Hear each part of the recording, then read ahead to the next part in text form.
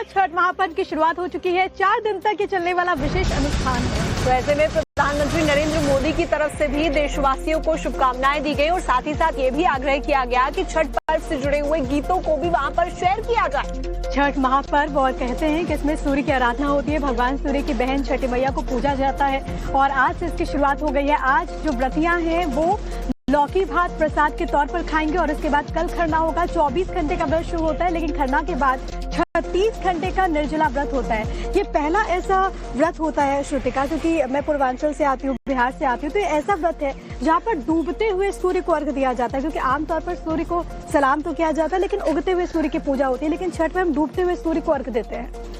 तो वहीं आपको ये भी बता दें कि भारतीय रेलवे ने भी छठ पूजा के पावन अवसर पर रेलवे स्टेशनों पर छठ गीतों के प्रसारण की व्यवस्था कर ली है और प्रसारण किए जा रहे हैं। वैसे तो इसकी शुरुआत बिहार से हुई थी, लेकिन अब देखिए न सिर्फ भारत बल्कि पूरे विश्व भर में छठ पूजा को मनाया जाता है और बेहद ही उत्साह के साथ मनाया जाता है। और हर साल वो तस्वीर पूरी दुनिया देखती है जब लंदन के टेम्स नदी में कैसे लोग पहुंचते हैं। इसके अलावा अमेरिका के हडसन नदी में भी व्रतियों का जमावड़ा लगा रहता है। तो पूरे देश में इस वक्त छठ की धूम देखने को मिल रही है और खुद प्रधानमंत्री नरेंद्र मोदी ने भी लोगों से अपील की है कि वो छठ के गीतों को साझा करें, क्योंकि इस वक्त छठ में माहौल हर तरफ देखने को मिल रहा है। अगर बिहार की बात करें तो वहां पर विशिष्ट इंतजाम इसको लेकर के देखने को मिल रहे हैं।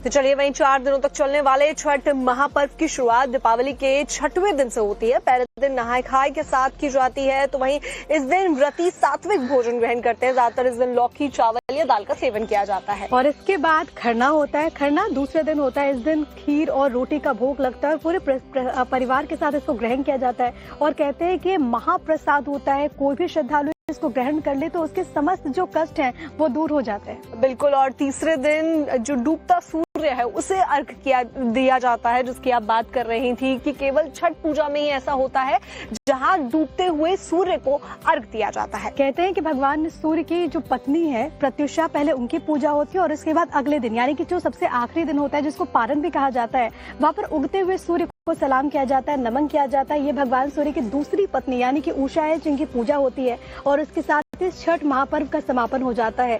लेकिन इसमें विधि विधान का बहुत ज्यादा महत्व है। हालांकि छठ एक ऐसी पूजा है जिसमें ना पंडित होते हैं, ना कोई मंत्र होता है, सिर्फ और सिर्फ भक्त होता है और उसका ईश्वर के साथ सीधा संवाद होता है। लेकिन इसमें हर एक नियम श्रुतिका बहुत ज्यादा अहम होता है और हर एक नियम का विशेष तौर पर ख्याल रखा जाता है। बिल्कुल। यहाँ हम प्रकृति को सर्वोपरि मानकर उनकी पूजा करते हैं, तो ऐसे में छठ की धूम हर तरफ देखने को मिल रही है। जो व्रतियां हैं वो सभी घाटों की तरफ पहुंच रही हैं। वहीं परिवार वाले, उनके अंदर तो सबसे ज्यादा उत्साह होता है, क्योंकि ये एक पारिवारिक त्योहार है, ये एक सामाजिक त्योहार और यही कारण है कि आप देखते हैं कि किस तरीके से पूरा परिवार, चाहे वो कहीं पर भी रहे, छठ के मौके में उसके मन में एक इच्छा होती है कि वो अपने घर जरूर जाए।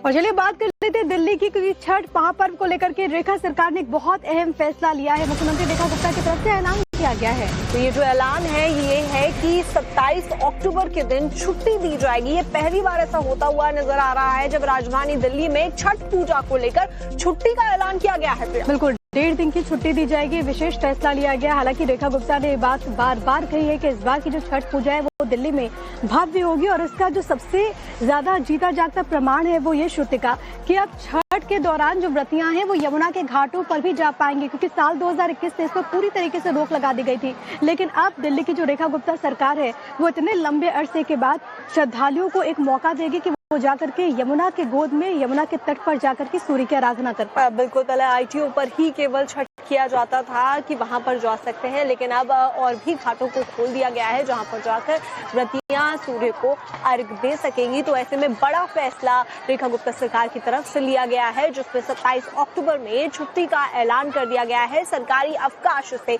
घोषित किया गया है। और कल हमने क्योंकि एक रियलिटी टेस्ट भी किया था और अपने दर्शकों को हम रिपोर्ट भी आगे जरूर आने वाले दिनों में दिखाएंगे कि कैसे जो तमाम घाट हैं वहां पर सफाई की गई है, कैसे विशेष प्रबंध किए गए हैं। लेकिन अपने आप में फैसला बहुत ज्यादा महत्वपूर्ण हो जाता है रेखा गुप्ता की सरकार ने लिया है कि लोगों को छुट्टी मिल सके, क्योंकि अब ये जो छठ महापर्व है वो ग्लोबल हो चुका है। न केवल पूर्वांचल के लोग बल्कि अलग अलग हिस्सों के लोग छठ पूजा रखते हैं और ऐसे में उनके लिए भी विशेष फायदा होने वाला है।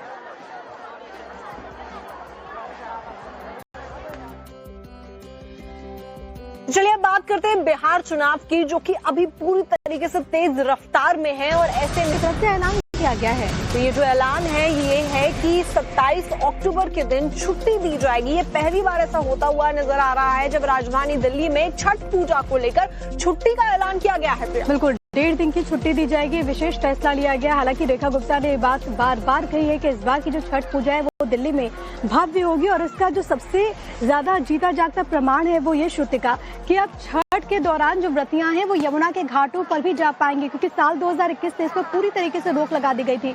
लेकिन अब दिल्ली की जो रेखा गुप्ता सरकार है वो इतने लंबे अरसे के बाद श्रद्धालुओं को एक मौका देगी कि वो जाकर के यमुना के गोद में, यमुना के तट पर जाकर के सूर्य की आराधना कर पाए। बिल्कुल, पहले आईटीओ पर ही केवल छठ किया जाता था कि वहां पर जा सकते हैं, लेकिन अब और भी घाटों को खोल दिया गया है जहां पर जाकर व्रतियां सूर्य को अर्घ दे सकेंगी। तो ऐसे में बड़ा फैसला रेखा गुप्ता सरकार की तरफ से लिया गया है, जिसमें 27 अक्टूबर में छुट्टी का ऐलान कर दिया गया है, सरकारी अवकाश से घोषित किया गया है। और कल हमने क्योंकि एक रियलिटी टेस्ट भी किया था और अपने दर्शकों को वो हम रिपोर्ट भी आगे जरूर आने वाले दिनों में दिखाएंगे कि कैसे जो तमाम घाट हैं वहां पर सफाई की गई है, कैसे विशेष प्रबंध किए गए हैं। लेकिन अपने आप में फैसला बहुत ज्यादा महत्वपूर्ण हो जाता है रेखा गुप्ता की सरकार ने लिया है कि लोगों को छुट्टी मिल सके, क्योंकि अब ये जो छठ महापर्व है वो ग्लोबल हो चुका है। न केवल पूर्वांचल के लोग बल्कि अलग अलग हिस्सों के लोग छठ पूजा रखते हैं और ऐसे में उनके लिए भी विशेष फायदा होने वाला है।